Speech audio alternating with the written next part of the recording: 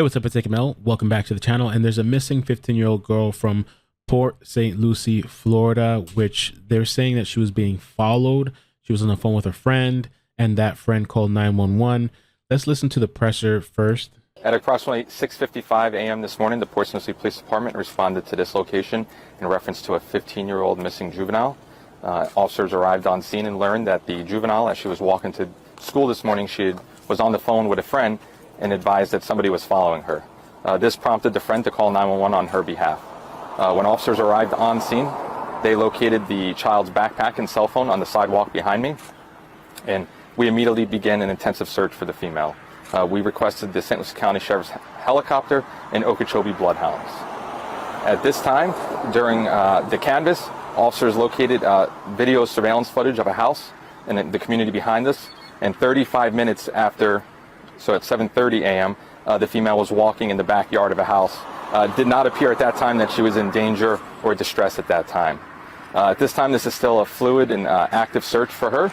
So we urge Saige, if you're out there, if you're safe, please call us. You're not in any type of trouble. We are speaking to her father and her friends to find out if there was anything going on at the house and if there's any other locations that we can search at this time. Now, you mentioned the friend said that she was concerned because Saige had told her that somebody was following her. Did she give the friend any sort of description of who was following her? A man, a woman, age range? At this time, we don't have any information about the person that was allegedly following her. Any reason to believe she may have gotten in another car with somebody, or she could be further away from Port St. Lucie? Where is the search sort of focused right now? Right now, based on the video surveillance, so that was 35 minutes after we believe she was here due to her backpack and cell phone. It's in the immediate area based on the time frame, so that's why officers are still out searching the area. We had the helicopter up, the dogs were tracking in the area, so we believe somewhere in the vicinity. Her getting picked up by a car is absolutely a possibility, but at this time we're still following all investigative leads. Did any neighbors say they heard any screaming or any signs for help? We don't have any reports of that at this time. Now, when she was spotted in that surveillance video, what was her condition like? Did she seem like she was flustered or bothered? She just was walking, didn't appear she was in danger or distress, just walking through the backyard. What led you guys to that surveillance video? Did a homeowner see it themselves, or were you guys out? As part of any missing person, when we start searching the area, we do canvasses, we start knocking door to door, and then during that search, we were able to recover a video from a house. Did she hang up with her friend, and then the friend called 911, or did she drop the phone? How did that? I'm not sure the specifics of how, but enough to the friend that she was prompted to call 911 on behalf of her friend. Working with the father, the family, the friend, is there any indication through conversations with them, has she ever run away before? Is that a possibility? I don't have the history, but that's all stuff that we're asking the father and the friends to learn about her home and social life and what was going on. Can you sort of break down just what the resources are, how much time and cost goes into searching for a missing juvenile? When a call comes out like this, every available officer, it's an intensive manpower, an intensive search. Okeechobee bloodhounds are coming from Okeechobee. It's an intensive search, and it's all hands on deck until we can find her. What draws the line between that and a missing person or a runaway? What's the fine line that separates those two? Was response like that versus like this morning? Sure, I think this morning just the circumstance of saying that she was being followed by someone, that's going to trigger more detailed and more extensive manpower search on behalf of us. And to be clear, was the only 911 call from the friend? Like, she never called 911 herself? Did family call 911? Yes, I believe just a friend called at this time, but we're working to confirm those details. Around what time did the friend call in? We got the call at 6:55 a.m. this morning. And you guys have been in touch with the friend, like in person? This wasn't...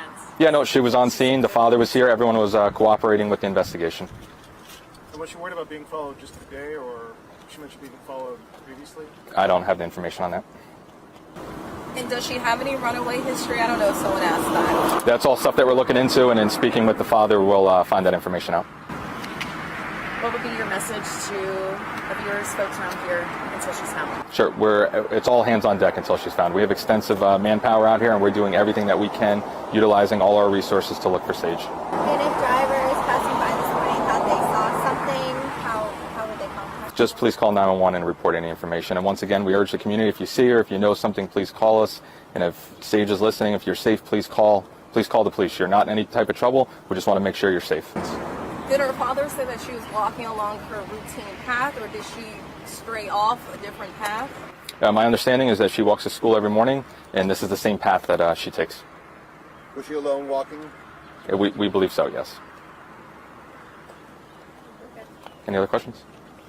Thank you. So Saige was walking to school on the phone with her friend this morning and advised she was being followed by someone. The friend called 911 after becoming concerned for Saige and provided her location. Officers arrived on scene and located Saige's backpack and cell phone on the sidewalk to the Panther Trace community on Tulip Boulevard, which that Panther Trace community, which I'm going to show you on the map, I read that's where she lives, according to one of the articles, and I'll show you the pathway. Panther Trace community on Tulip Boulevard. Officers immediately began searching the area and requested for assistance of the St. Lucie County Sheriff's helicopter and Okeechobee Bloodhounds.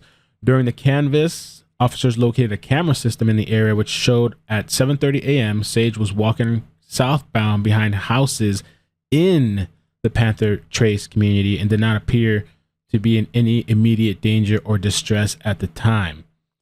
It's kind of strange because it's actually, I guess she went back towards the community after walking to school because maybe she got afraid. This is the Panther Trace community down here. Now, there is like other places you can come out of it. Like you see this whole thing right here from what I've seen.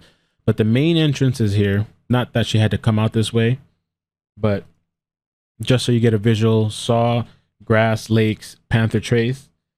Now, the intersection that we see on the helicopter and that they're talking about where the cops are at, this is the intersection here, Southwest Tulip Boulevard and Darwin Boulevard. And they're right off of this portion right here. This is where police are standing. There's like a pathway. I don't know if this is how maybe this is the houses that she went behind where they got the cameras from. And the gate where you see the officer standing at, which on the Google Maps, it might look a little bit different because it's outdated, but you can see that like there's a path that leads back. It's like private property, says here, no trespassing. And then there's like this thing right here.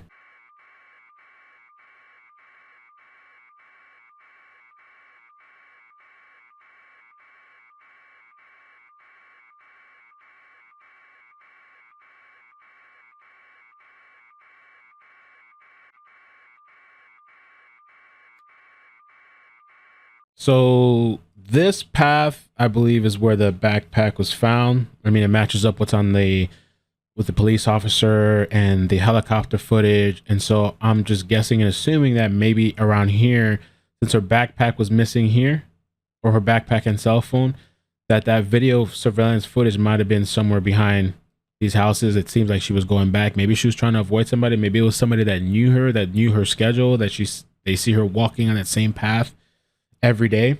I do wonder about the time gap as well. Officers arrived to the area like at 6:59 a.m. this intersection, and she was gone.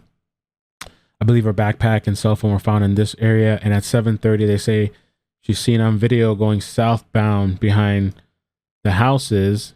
So like a 30-minute gap. I don't think it would take 30 minutes to walk through this entire thing. You know, I don't know, was she at first hiding in the bushes? Really wonder what happened. I believe this is the focus area that they've been searching with helicopters and bloodhounds. Just mysterious. I don't know. I was also able to find the actual video footage. I'm going to see if I can find a higher quality one. This is all I can see for now. You can see her walking in this backyard. And that's the best quality right now that I see. That was posted by the news media. And it's really hard to just really tell anything.